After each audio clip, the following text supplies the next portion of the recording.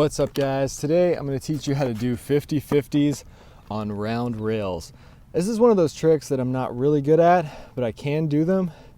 I fell learning this trick a lot as a kid because I was trying to just be straight on the rail. But there's definitely a trick to this trick. And one thing that's freaking me out is there's a bunch of vultures just flying around in circles above me. So if I end up falling back and smacking my head, getting knocked out, I might be eaten by vultures.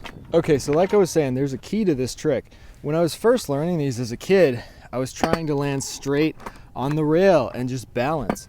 And if you're trying to do it that way, it would be much easier to do it on a square rail, something that's flat on the top, because it's really hard to balance straight up on the rail like that.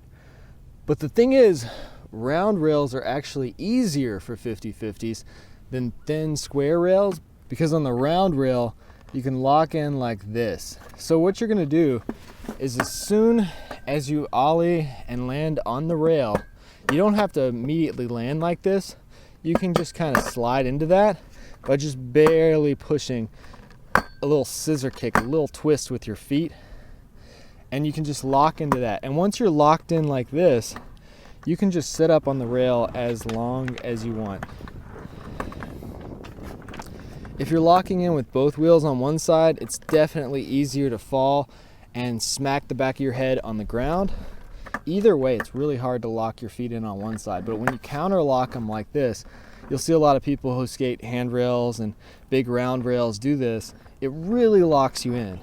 If I were you, I'd be comfortable on a rail doing lip slides, board slides, even Smith grinds before you do the 50-50. I think the Smith grind is easier, and it's kind of the same motion because you're going to land accidentally in a Smith grind and in over wheelie grind a lot doing this trick.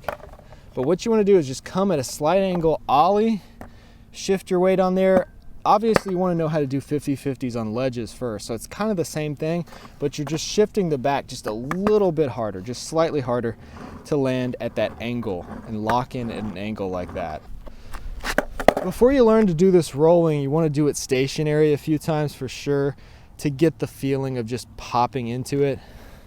Try to do it stationary and just balance on there as long as you can. It's also not a bad idea to wax the rail, even if it's a round rail. The slicker it is, the easier you're going to slide this trick.